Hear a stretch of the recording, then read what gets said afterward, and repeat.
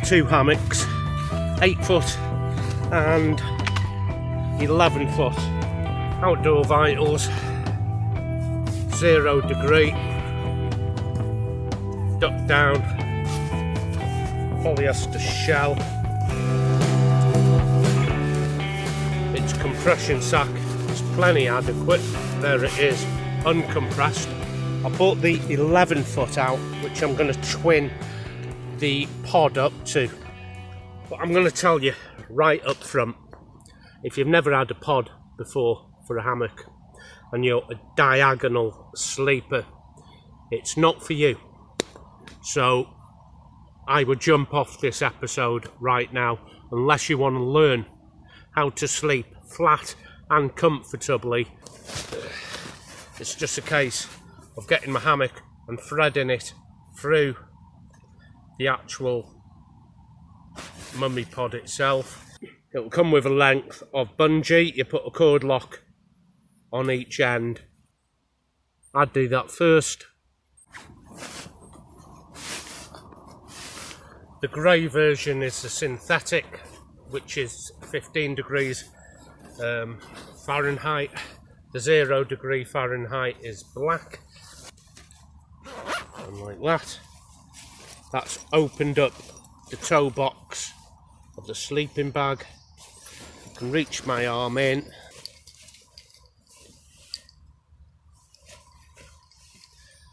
This is 11 foot Dutch Hexon, and I'm using an SRL, which I'm just going to remove just temporarily as I feed the hammock through until it comes out the other end. And I'll be honest with you, I don't know if this is going to work best with or without the SRL. And before I fit the elastics, I'm going to put the hammock up first.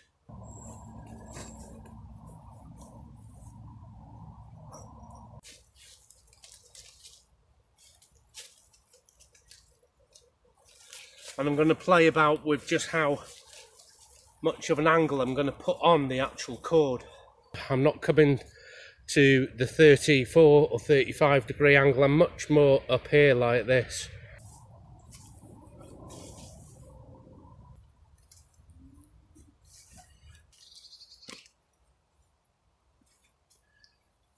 So these cords are just to keep this from sitting on the floor. This is just a job that needs doing the once. It'll be packed away either in its original stuff sack, or I'll probably get another one. There's not much need for compression with this because it's down. You can if you want.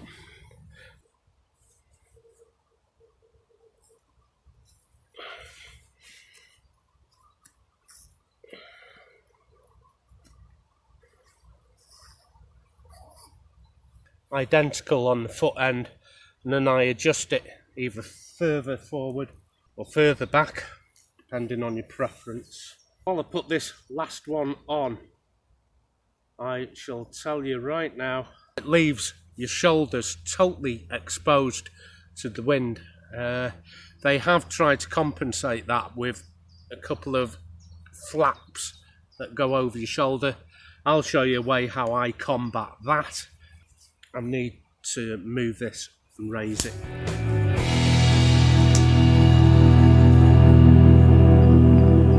Just bringing this zip down to meet the hammock makes all the difference.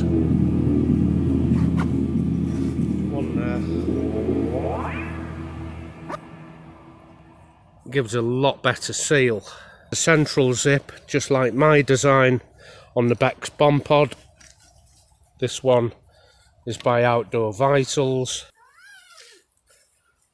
I'm going to make sure my hammock isn't twisted in any kind of way.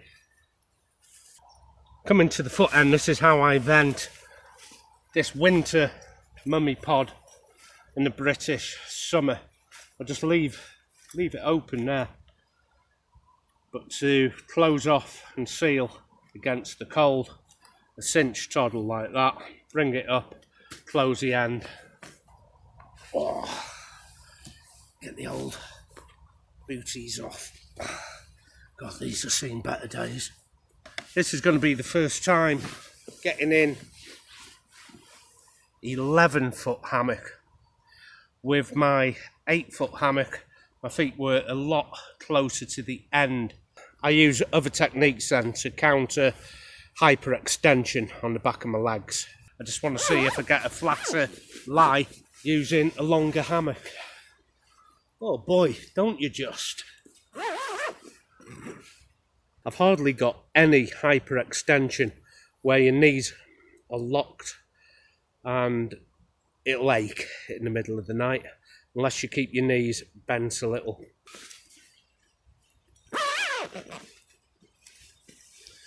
Oh, lovely.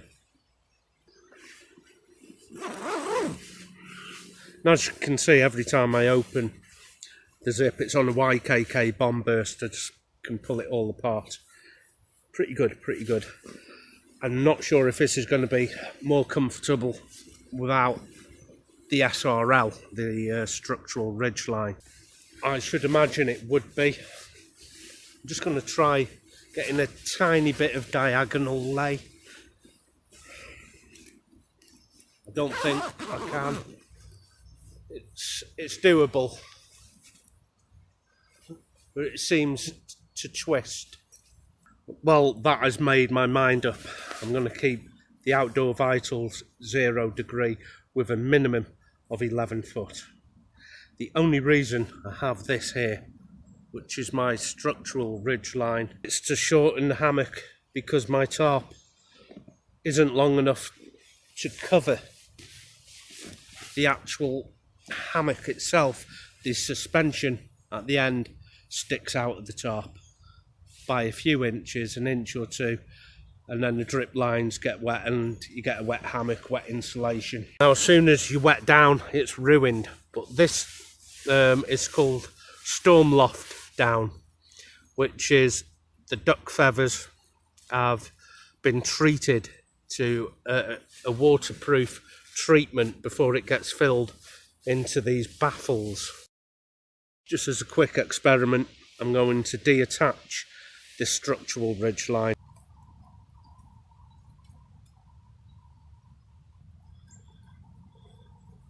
So it cost about 280 quid and I was stung about 74 quid on customs. All in, it's 1.2 kilos on my scales, so it's even lighter than my summer goose down separate top quilt underquilt.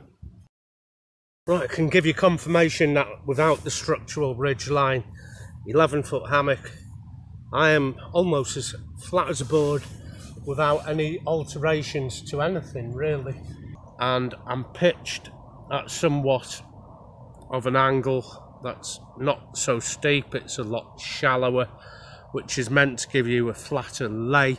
It can cause shoulder pinch in smaller hammocks. This is 11 foot, it's 2-person, so I don't think shoulder pinch is going to be an issue here. But here I can open up a double row of Velcro and just conjoin the two. Now I do believe just wearing a coat helps that shoulder issue, unless you use them shoulder baffles, which I'm not keen on. A coat like this, lay it in the hammock. So coming down to the foot area here, I can vent here to meet double zips. This is going to be my hammock insulation of choice, and at 1.2 kilos on my scales, I'm not worried about the rest of the kit.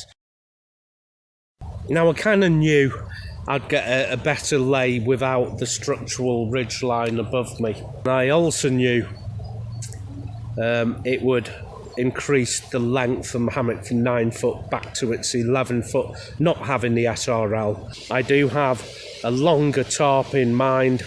It's in the wish list basket and it just needs paying for, and when I get it, it'll marry up with this system. Although I'm lying right down the middle of the hammock, I've just kicked a foot either side so it's touching the actual fabric. If you can't get your head around sleeping any other way than in the diagonal, like I said in the beginning, pods aren't for you. This is comfy, and I haven't even got anything under my knees like a jacket or a coat or an inflatable. God, it's nice and warm, this.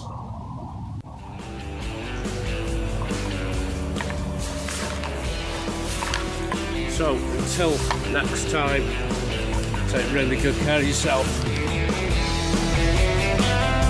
Stay warm, stay safe.